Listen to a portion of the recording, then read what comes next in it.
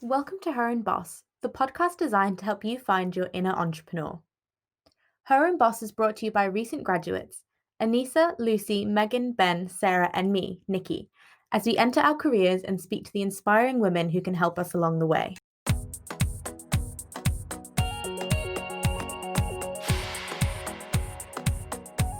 Hey everyone, this is your host Nikki, and today I am joined by the incredible Mary Agbesanwa. Mary is an award-winning FinTech consultant, careers blogger at a Millennial's Diary, and co-founder of the Now You're Talking network. Mary helps us understand a topic that is so important for our generation, personal brand.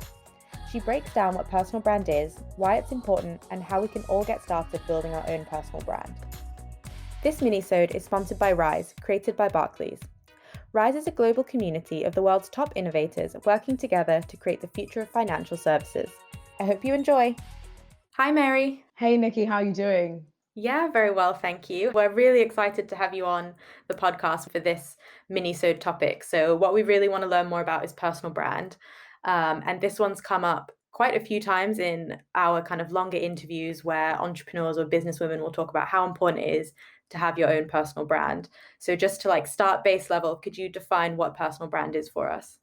Yeah, sure thing. I think for me, a personal brand is literally what someone would say about you when you're not in the room. So I think the key Mhm. thing I always encourage female millennials or millennials generally to think about is that whether you think you have one or you don't, you do have a personal brand. And the best way to think about it is that, well, if you Google yourself, you can either curate what people see, or otherwise they're just going to see what is out there already. So I really encourage anyone who's hesitant or nervous or just trying to figure out what personal branding means. It's really just what people are going to say to describe you, what are the keywords that are coming to their mind, and also just your digital footprint about who you are, what you stand for, and the things that you're involved in. Yeah, that's a really interesting way to look at it, actually. There's kind of I guess, the in-person personal brand you have, which is what people are going to say about you. But then with kind of the rise of social media, we do have a digital footprint, and that, equally makes up our personal brand. So I guess with that in mind, why are personal brands so important? And would you say that they're perhaps even more important for young millennial women?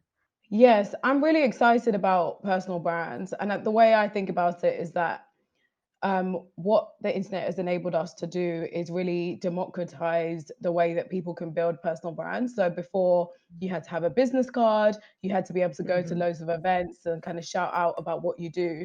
But actually now you can have a Twitter page or a LinkedIn page, and everyone Yeah. has the same number of characters, the same layout of page. You can't kind of change that. And so it's kind of democratized the way that we can showcase who we are, and obviously people can shout out louder than others. So how can you utilize that space and create an online footprint of who you are? I think creating a personal brand is really important. I think it can Mhm. really help you in terms of advancing your career, as well as just, yeah, sharing what you're interested in. I always say I think so many people are interested in so many things that they don't tell other Mhm. people about.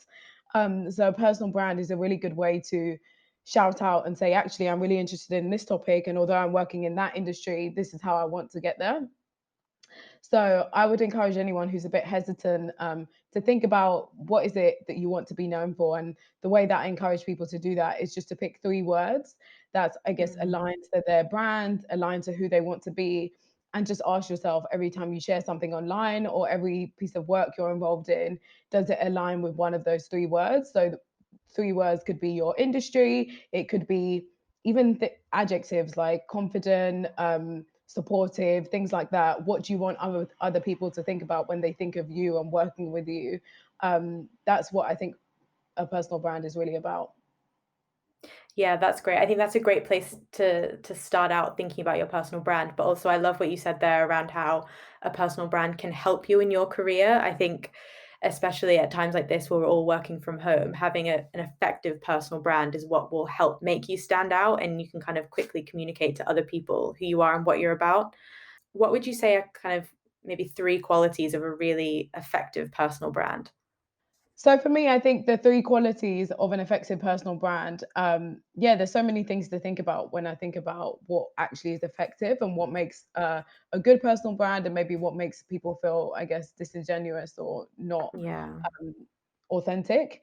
I really love the quote by Oscar Wilde that says, "Be yourself because everyone else is already taken." And that's kind of the approach that I take to talking to people about personal branding, because actually it's probably best when you're just trying to be yourself and you're not trying to fake it or be someone that you think society encourages you to Yeah. be.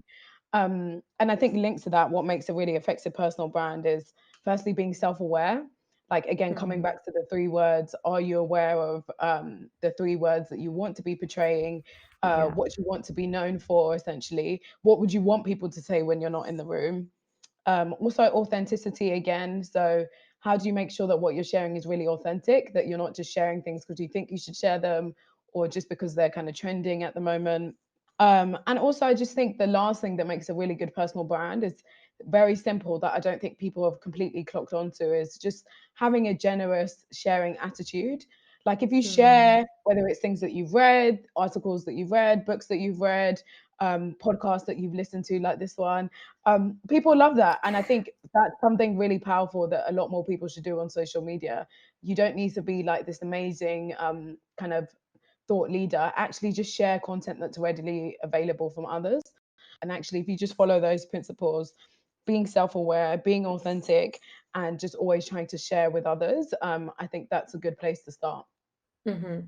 Yeah, definitely. I guess it might be helpful as well just to illustrate the process of deciding what your personal brand is gonna be and then building it. Could you share maybe how you have built your personal brand throughout your career and what that was like for you? So I would say, in terms of my own journey of building my personal brand, I think it all started with my blog. So I've been blogging since I was like, I think 16. Have had Oh, like 8 wow. different blogs. But the one that I probably stuck to most recently is a blog that I have on Medium called A Millennial's Diary, which is just about how, as the Black female millennial, I've been navigating the corporate world. And the reason why I started that blog was because joining my current organization, I just felt like I think I actually Googled what does it mean to be a Black woman in the workplace in the UK, and I Mhm. couldn't find a single story out there. And I just was like, oh my God, I'm so nervous to Wow. start. I don't know about all these like unwritten rules of the corporate world. So I just thought, okay, let me just start sharing my experience so that it can help others. And I've always loved writing. And I think little did I know, although it was quite cathartic for me, it's actually helped a lot of other people as well. So just started off writing for myself, didn't even promote it probably for about 2 years. And then one time at work, a colleague said to me, "Oh, I saw your blog." And I was like, "Sorry, what?" I was like, "How did you find this?" And I was like, and he was like, "Yeah, so you're a blogger. Tell me more." And I was so embarrassed. I literally couldn't believe it. Oh. Um, but actually, I thought, you know what? From this day onwards, I might as well just own it because I don't know how he found it, but he found it. I just felt like, let me just actually fully embrace this. And when I write something, I'll share it on social media. And yeah, ever since I did that, it's obviously really resonated with a lot of people. Get now between like 5 and 7,000 reads a month, which is just Wow. amazing because I'm only posting like twice a month now. And that means, yeah, people, there's a lot of content on there that people can read and resonate with. So I'm really glad about that. And now, yeah, I just love kind of having that sharing attitude. So on Twitter, I'm always sharing kind of like book reviews or interesting podcasts and things that I've listened to or read. And on Instagram, I'm creating short videos. But I understand, like, for some people, they don't maybe want to be that exposed. And I think let's not confuse building a personal brand with exposing yourself. Like, I'm quite comfortable to do Mhm. that, but I don't necessarily think that has to be the case. Again, it comes back to what we said, like it can be about kind of sharing other people's content or just liking, engaging, supporting your friends and colleagues online.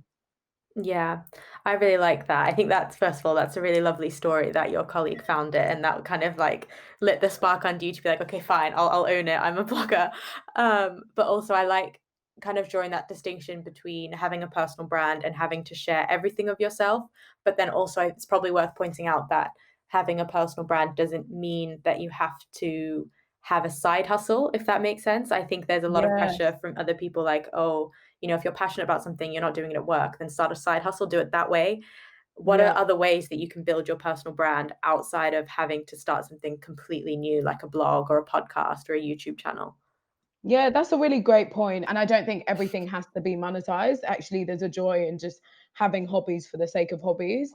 So I think other ways to kind of increase your personal brand. I'm a big fan of having a personal website just as a form of gratitude, actually. So I created my personal website, I think about a Mm, year ago. Yeah, I think it was like about a year ago. And yeah, it just documents some of my kind of major projects, any events I've spoken at, upcoming events, awards that I've won, and it's just a great place for me to go personally to just actually reflect and be grateful for where I've mm, come. And also, it's a great place that I get a lot of inbound opportunities, speaking gigs, things like that. So I'd really encourage anyone to maybe consider creating a personal website, but also smaller things such as just updating your LinkedIn page, actually having a headshot image that you like, and like mm. a background image as well that can be really helpful. But other things that I think are really good is, especially if you know you're working really hard and you're doing so many great initiatives, is nominating yourself for awards because that really helps for kind of exposure as well. Mm. And just using social media as a place to document your achievements and what you're doing well and to shout out about the achievements of others. Yeah, definitely. I think a couple of things to touch on there is that you don't even have to be at work yet to start building your personal brand. You could easily do this at Exactly. uni. Be like, I've done really well in this course. I've written this essay. That those are all achievements to be celebrated. Exactly. And then the other thing, nominate yourself for awards. Like I never would have thought to do that. I'm always like, well, if no one else is going to nominate me, then I'm not good enough. But shout about yourself and celebrate your wins, and then that will come across to other people. Any final kind of tips or words of advice? I would honestly encourage people to check out the PI methodology by Harvey Coleman, which is basically the Mhm. idea that your career success is built on three things: Okay. performance, image, and exposure. And performance only accounts for 10% of your career success. So in the corporate world, your performance is actually almost given. So like having high performance, you can't just say I'm going to work hard and one day I'm going to get that promotion. Image is 30%. So how you present yourself, what you stand for, those three words that identify your personal brand. And then exposure is 60%. So basically, half of your career energy, if not a bit more, needs to go into exposure, which is all about shouting out about the work you do and not just saying, oh, I do a good job and one day someone's going to notice me. Actually, celebrate your own achievements, celebrate other achievements, let people know what you're about.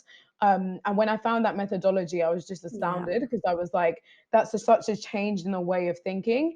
And I think when we think about all other parts of our lives, when we're at school, it's very much like your attainment is a key part of your success. Yeah, But actually, when you definitely. start working, it kind of becomes the given because everyone around you is smart as well. So actually, don't go into work and be like, okay, I'm not going to do any work. I'm just going to spend all my time on LinkedIn.